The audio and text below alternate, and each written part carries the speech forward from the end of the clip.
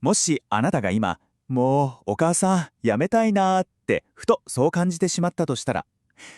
このお話はまさにそんなあなたのためのものです。その気持ち、絶対に一人で抱え込まないでくださいね。これから一緒にその正体は何なのか、そしてどうすれば心が少しでも軽くなるのか、そのヒントを探っていきましょまず、ちょっと衝撃的かもしれないですけど、この数字を見てみてください。ある調査なんですけど、これ2024年のですね、なんとお母さんの実に8割が、程度の差はあっても、お母さんを辞めたいって思った経験があると答えてるんです。これつまりどういうことかというと、今あなたが感じているその苦しさって決してあなた一人だけの特別な感情なんかじゃないっていうことなんですよ。これはですね、実際にそう感じたあるお母さんから寄せられた声です。どう対処していいのかわからないことが多かった。でも、児童相談所の相談員さんに話を聞いてもらったら、それまで張り詰めていた気持ちがすっと軽くなったんですって。ね、これってただのベータじゃなくて、誰かの、そしてもしかしたらあなたの心の中にもあるかもしれない、すごくリアルな気持ちの表れなんですよね。はい、ということで最初のテーマです。その気持ち、あなたは一人じゃない。もう一度言いますけど、これってあなたの失敗とかそういうことじゃ全くないんです。多くのお母さんが経験することで、人間として、ごく自然な反応なんだっていうことを、まずここで一緒に確認していきましょう。これははっきりと何度でも言いたいんですけど、あなたがそう感じてしまうのはあなたのせいでは絶対にありません。むしろそれってあなたが子育てにものすごく真剣に向き合ってるからこそのサインとも言えるんですよ。で、こちらを見ていただくと、その構造的な課題っていうのがすごくよくわかると思います。子育て中に孤立を感じますかっていう質問なんですけど、これに対して「はい」と答えたお母さん、なんと 74.2%。お父さんは 35.5% ですから、2倍以上ですよね。この誰にも頼れないっていう深い孤立感、これこそが問題の大きな根っこにあるのかもしれないんです。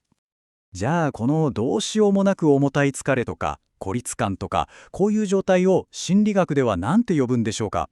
それがそう、ペアレンタルバーンアウト。日本語だと親の燃え尽き症候群って言われるものですね。このペアレンタルバーンアウトっていうのは、つまり長い間のストレスとか、育児のすごく大きな負担によって心も体ももう完全にエネルギーが切れちゃってる状態のことなんです。これ大事なことなので言いますけど、気力とか根性の問題では決してないんですよ。じゃあ具体的にどんな特徴があるのか見ていきましょうか。まず一つ目が、感情のエネルギーがもうカラカラになっちゃう情緒的消耗感で、二つ目が本当は愛しいはずなのに子供と心の距離を感じてしまう脱人格化。そして三つ目、自分は良い親じゃないんじゃないかって感じてしまう個人的達成感の低下で、最後に寝ても寝ても疲れが取れない慢性的な疲労感ですね。どうでしょう。もし一つでもこれかもって強く思うものがあったら、それはあなたの心が送っているすごく大事なサインなんです。でも、一体全体、なんでこんなことが起きちゃうんでしょうかね。その原因、もう少しだけ深く掘り下げてみたいと思います。ここで一番大事なポイントをもう一回言いますね。原因はあなたの弱さじゃないんです。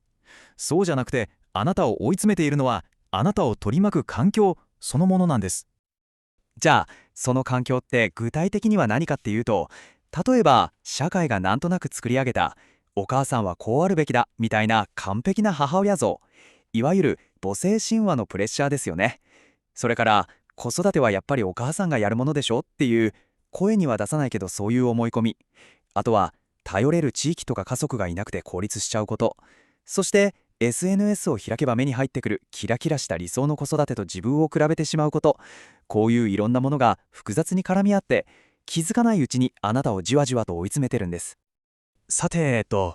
じゃあここからは少しでも光が見える方へ話を進めていきましょう。どうすればいいのか、解決策に焦点を当てていきます。テーマは一人で抱え込まないために。ここからは脂肪と、じゃあ具体的に何をすればいいのかっていうヒントをお伝えしていきますね。まず、この言葉をぜひ覚えておいてほしいんです。助けを求めること。それはあなたの権利なんです。そして社会にはその声に応える責任がある。これってただの気持ちの話じゃなくて、ちゃんと児童福祉法っていう法律にも社会全体で子育てを支えましょうねってはっきり書かれてる。私たちみんなの約束事なんですよ。じゃあ具体的にどうすればいいのか、この4つのステップがきっと道しるべになるはずです。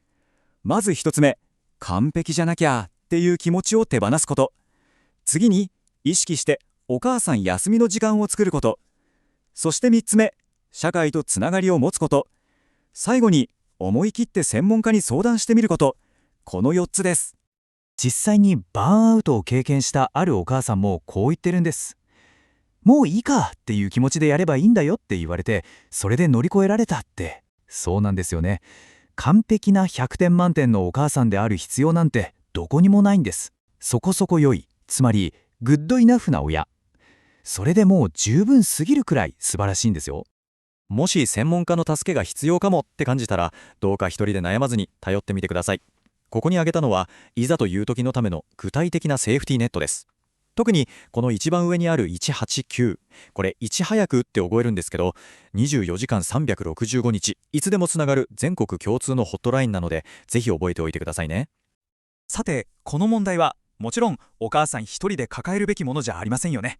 ということで次のセクションでは、じゃああなたの負担を軽くするためにパートナーであるお父さん、そして社会全体には何ができるのかを一緒に考えていきたいと思います。パートナーであるお父さんにとって何よりも大事なのが意識のシフトチェンジです。よく手伝うよって言っちゃいがちですけど、この手伝うっていう言葉の裏にはどこか育児は基本お母さんの仕事っていう前提が隠れてるんですよね。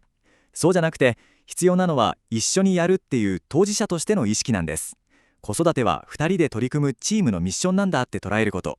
これってすごく大切な一歩だと思います。ただ、もちろんお父さんが育児に参加したくてもできないっていう現実もありますよね。このグラフが示しているように、例えば職場で代わりの人がいなかったり、収入が減るのが心配だったり、そもそも男性が育休を取りにくい雰囲気だったり、個人のやる気だけじゃどうしても乗り越えられない社会とか会社の壁っていうのがまだまだあるわけです。そしてこれ本当に驚くべきデータだと思うんですけど、実はお父さんの産後うつの発症率って 11.0%、 これお母さんの 10.8% とほぼ同じなんですよ。ねえ、びっくりしますよね。つまりお父さんだって同じように大きなプレッシャーの中で支援を必要としてるんです。だからこれはもうお母さんの問題なんかじゃなくて、紛れもなく家族みんなの問題なんですよね。さあ、いよいよ最後になります。今日このお話を聞き終わった後、すぐにでもできる本当に小さなでも確実な一歩についてお話しさせてください。ここまでいろいろお話ししてきましたが、今日あなたに絶対に覚えておいてほしいことが3つあります。まず1つ、あなたは一人じゃないということ。2つ目、完璧じゃなくていいということ。そして3つ目、助けを求めるのは弱さじゃなくて強さなんだということ。この3つです。じゃあそのためのほんの最初の一歩って何でしょう。例えばさっきの189の番号をお守り代わりにスマホに登録してみる。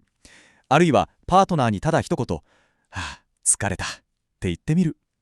今週たった1時間でいいんです。自分のための時間をスケジュール帳に書き込んでみる。そして鏡の中の自分に完璧じゃなくても大丈夫だよってそっと声をかけてあげる。この中のどれか一つでいいんです。できそうなことから始めてみませんか。最後にもう一度だけこれだけは伝えさせてください。助けを求めることは決して弱さなんかじゃありません。それはあなた自身と、そしてあなたの大切な家族を守るための最も賢くで最も力強い選択なんです。